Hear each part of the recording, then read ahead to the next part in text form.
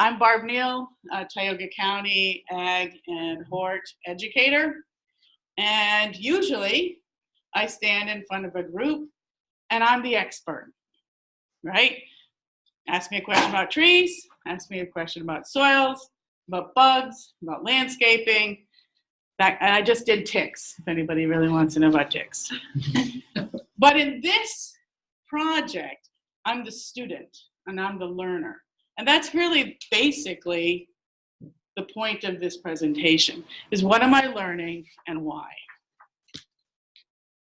So my project is to do a culturally sensitive assessment, needs assessment, for our new Amish farmers who just moved into Tioga County.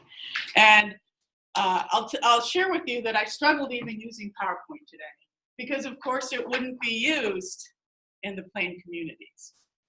Also, I'll just note that you will not see any pictures, hopefully, of Amish because of their desire not to be photographed.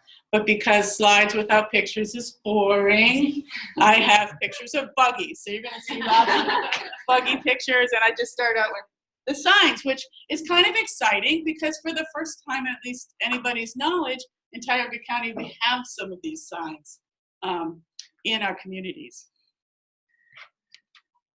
So last year, about 20 families from Old Order Amish religion moved into Tioga County. And if you don't know Tioga County, you're missing something. It's a beautiful county just located south of here in Tompkins, south of Tompkins County. And we don't have any cities. We don't have a community college. We have some sweet little villages and a lot of rural land. And over the years, it was primarily a dairy county, small dairy, and Mary Kate will be talking, and Janice, about how the dairy sector has been shrinking, and Tioga County is certainly a prime example of that. So there are a number of small farms in the area that have been abandoned. The fields you can see are going up to honeysuckle. The barns are starting to look shabby. So we kind of needed a boost in agriculture. And we think that this might be the boost. We have two groups of Amish, about 20 families, and they're from two different groups and from two different regions. One group from State College, Pennsylvania, and they are very, very conservative, probably the second most conservative group in the rankings of conservatism in Old Order Amish. And one that's relatively progressive, and they're from Ohio. They're located near but not adjacent to each other in our county. And the groups vary. I mean, they all use buggies. You know, to an untrained eye, you would think they're all Amish. They all look the same. They're all kind of doing the same thing. But that's not true in that society. It's very clear which group you're with. I still don't have that trained eye, but there, if you had a trained eye, you could delineate the differences in the buggies and the clothes and what they do and how they do their farm work. And we're kind of excited because a third group is moving in. So clearly this is becoming a place to come to, probably because our land prices are so low, and there is a sort of the resource of these small 60 to 100 acre farms are kind of all over Tioga County. So I started with saying that I'm usually the expert, and now I'm the pupil. All this project is for me as the ag educator is to learn about the Amish and the plain community folks and learn how to connect with them. And so that I am viewed as sort of the resource, the go-to person to get information. Arlene and I were just talking, like, it's not the way it used to be with the old ag agent going to visit all the farms, right? We assume that people have internet. We assume that they're accessing information. Well, of course, this is not true with our Amish.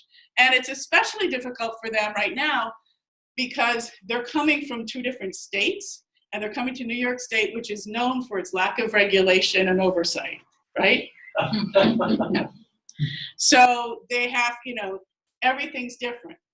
Whether you can bake a pumpkin pie and sell it, whether, you can, what kind of food safety things, everything's different in New York State. And so they have been reaching out to me, especially in the baking arena, like, what can I do? What can I not do?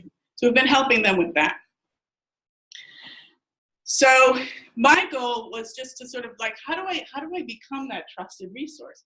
And it's a sort of a truism in business that you do business with people you know, like, and trust, right? You don't do business with some shady character. You do business with people that you know, like, and trust. So how do I become that person?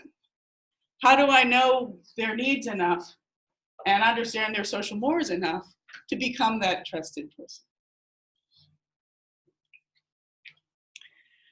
So what I am doing, it's not a done project, is I kind of did some research overall on plain communities. So I read this book, the New York, either it's, we'll see it later. It's either the Amish in New York or the New York Amish, New York Amish. And it's a really nice book. It's quite dense with information about all the histories of all the communities up until probably 2015. So it doesn't include Tag, it doesn't include Madison. So that was a really good, it was really eye-opening to me, because I saw that there are differences between the buggies. There are differences in the clothes, in the way whether they vaccinate their children or not, whether they have Sunday school or not. There's lots of differences. And so the idea is that I'm walking towards, and I want to know where the tripwires are so I can step over them or around them. I don't want to trip over it. I'm sure I'll trip over something, but hopefully, this will help me avoid any sort of socially like, that lady's a little weird, I'm not going to deal with her. So I did that, and of course I wrote Wikipedia, which, Wikipedia, but it has a really good, right on the front page, like a chart of each of this different sects of Amish and what they will and will not use typically. Like, will they use a tractor? Will they use a generator? Will they use indoor plumbing? That kind of thing. So that was very helpful too. The second thing I did is I reached out to extension educators like Sarah. How long have you guys had Amish? Longer than I've been 10 years. 10 years, yeah. So you said you're actually on your second generation now, where the kids are now having kids and buying farms. Madison. I reached out to Judd Reed, who's been working with the Amish in Yates County through Harvest, New York. And so he gave me, I literally asked him, what are the tripwires, Judd? And one of the things is, for instance, wearing conservative clothing, that kind of thing. So I guess I won't be going around in my shorts and a t-shirt or something like that. So I have to think about that when I get dressed in the morning. I also reached out, and I'm going to keep following up, with the educators in Pennsylvania from Penn State. And they've been really helpful, because they were dealing with, especially this Nebraska Amish, which are the more conservative ones. So they've been really helpful. And finally, I reached out to the bankers in our local area, because they're the ones loaning the money for the farmers to buy the farms. And so they know these people personally.